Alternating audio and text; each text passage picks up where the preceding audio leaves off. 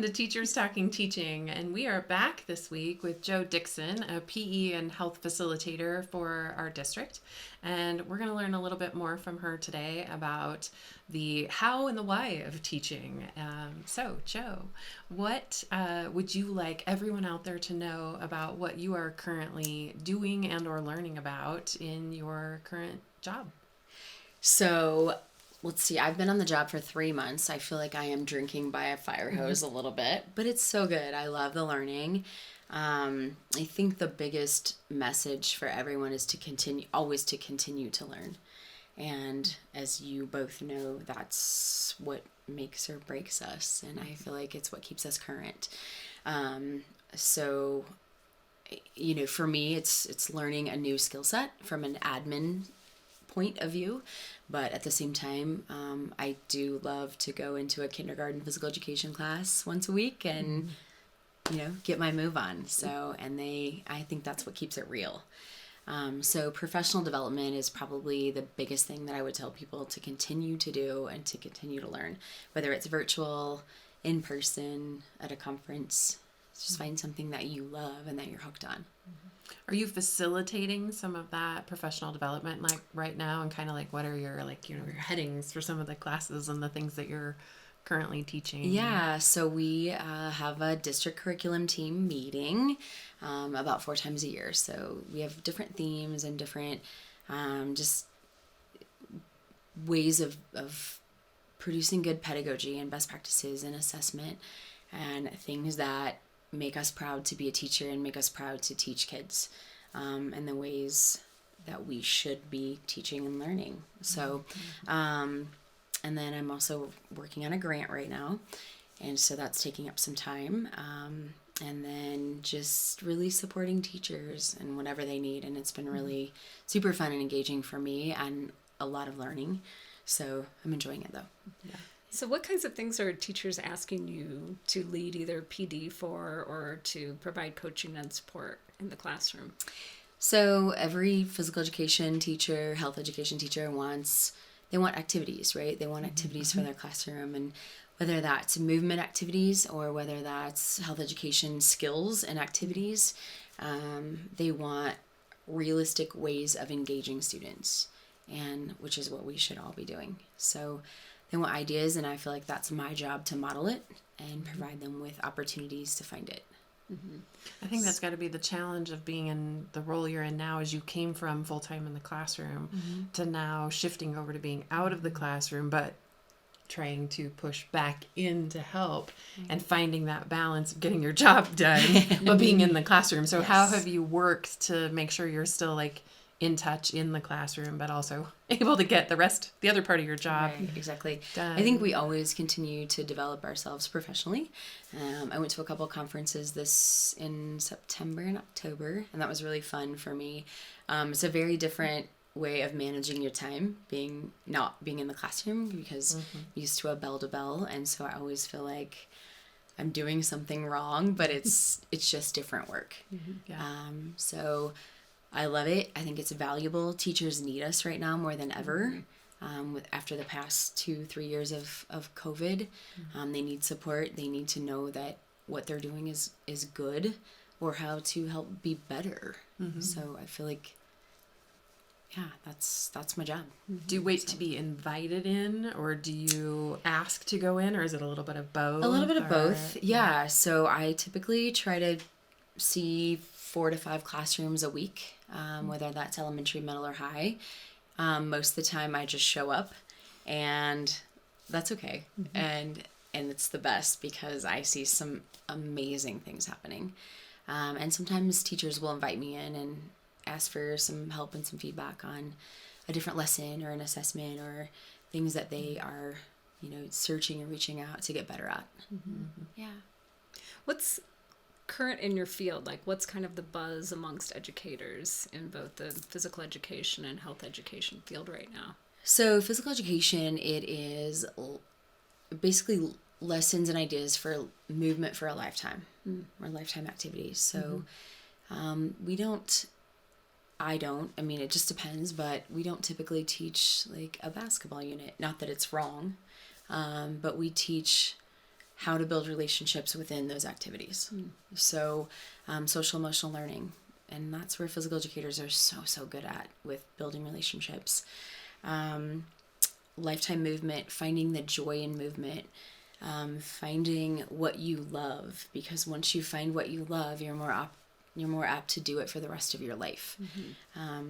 If you go to a gym, can you do it sustainably? Just teaching kids about community resources and knowing that there's a world that they can fulfill within sport and fitness and lifetime movement, that they could make a career out of that. So in health education, it's health skills. So we don't necessarily teach about specific facts, but more about skills of decision making, of problem solving.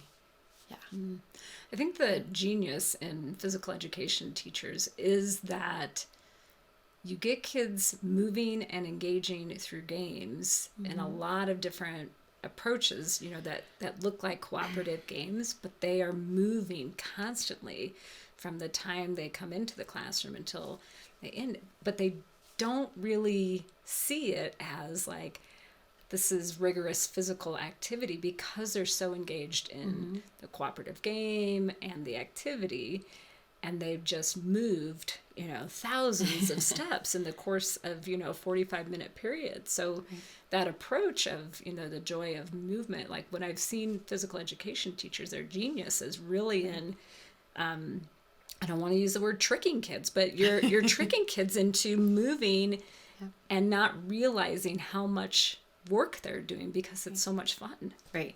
So you're disguising fitness, basically. Not a trick. Not a trick, right? It's a trade. But we think of disguising fitness in so many different ways, and we, we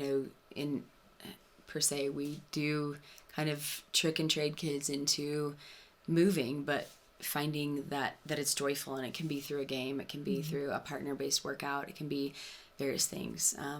We always look for MVPA, so moderate to vigorous physical activity in our classes, whether that be a 25-minute class or a 95-minute class. So another thing is really heart rate monitors. We have several schools in PSD that are heart rate monitor based. Their curriculum is based around that and achieving a moderate to vigorous heart rate and target heart rate.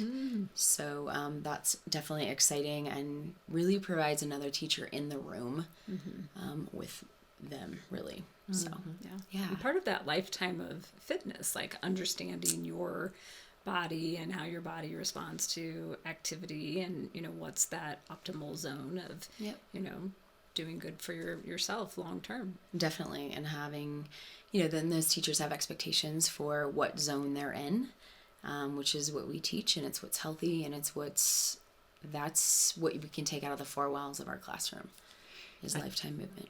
I think you're also contributing in that world to, we have so many kids now, especially post-COVID, with anxiety disorders. And so can you talk about ways that teachers are helping kids figure out ways to manage anxiety through, physical movement? And yeah, so I mentioned earlier, I call it the daily dose. So our brain and our body naturally produces chemicals when we move: dopamine, oxytocin, serotonin, and endorphins. And so when we move, that provides us an opportunity to find our joy in that. Don't get me wrong, sometimes it's hard, and sometimes when I go to the gym, it's hard and it's tough, but it provides us so many natural hormones that make us feel good. Teachers are doing that through maybe mindfulness or breathing techniques, or just finding different ways to engage with students, whether that be team, individual, or lifetime, whether that be strength training or whatever that may be as we grow it up K-12. It looks a little different, but it's all, for me, it's all about providing kids the opportunities to sweat, smile, and have fun and learn. Yeah.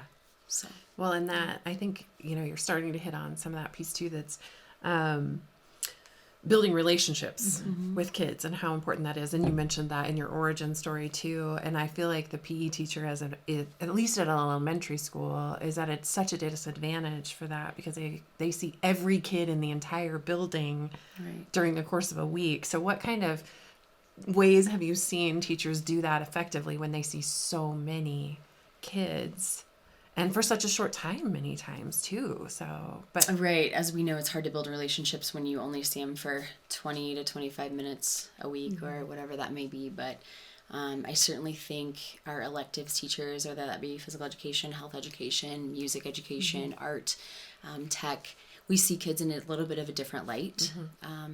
And I think that's a really healthy way because so many kids express themselves a little bit differently. And so, I mean, I've seen teachers do everything from, dance to having some mindfulness breaks to, circuits to high impact to low impact to yoga. And it's just so fun to watch their magic. And I think, if anything, over the past 3 months, I've learned that we have some amazing pedagogy going on in the country. yeah. How do you engage reluctant kids in PE? Because we know we have those Right. too. Right. So that was always, when I was teaching, that was always my, I don't know, I guess my target, as I wanted to reel in the kids that didn't want to move. And I wanted to hook them on something that they loved. So I always tried to build a connection with them and let them know that even though we're just moving a little bit, it's something. And we can find our smiles and our joy in that. And that's how life should be. Well, I feel like you, having taught middle school especially, you get the kids who are reluctant to do it because somebody's watching, and like that self-conscious piece of, I don't want to participate because somebody might make fun of me for being not good at it, or, something like that. So, yeah, that's the challenge that I see that would be hard to deal with in the world. Kind of the new trend is we're really not grading on skill anymore. So that's new in physical education. We grade more so on how do you act and treat others? How do you work with a group? How do you treat people? Grading on skill is a little bit more old school. Not that it's wrong, but it's just not the way we're probably going now. I think of old PE, new PE, and realistic PE. Old, new, and realistic. And realistic is, do I show, as a teacher, my students their joy in movement? And do I expose them to a variety of activities that want to make them move for their lifetime? So, Yeah. So, Joe, one of your roles is going into classrooms. We talked about that. So when you work with new teachers, what's your approach with people who are new to the profession? Have a mentor. Have somebody that you can trust and that you love and that you can reach out to. And just know that there's going to be some days you get in your car and cry, but there's also going to be days that you are just, it's so worthy. It's such an amazing profession that we're in. And we have to learn. And I don't know, my first year of teaching was the hardest year of my life because you're creating and inventing everything. And it's hard, and teaching's still hard. But once we get through that first year, we can just build on what we have and to stay with it and be consistent and not quit. And, you're tougher than the kids are, and you can do this. Well, and I feel like first year PE teachers too are the first ones to sign up to coach. And then how do you manage your time Absolutely wisely as well? Because we all know coaches do not get paid nearly enough for the time that they put in and that they choose to put in too. Absolutely. So, yeah, it's a big commitment when you're teaching and coaching or sponsoring a club or activity. But we think of what's more of there's nothing more of an honorable profession than what we're in. And connecting kids to school in the most effective ways, really, in many ways. Right, because we are, I feel like, the forefront of healthcare right now. And that's our job, to teach kids to be healthy and active and live their best life. I love that. Truly at the forefront of healthcare and the preventative world, as well as the, healthy social emotional, all of those pieces, that we, hear so much about for our students and our teenagers and young adults, that's what people are having a hard time, trying to manage. And absolutely love that you said at the forefront of the healthcare field. I think that's so true. We are definitely,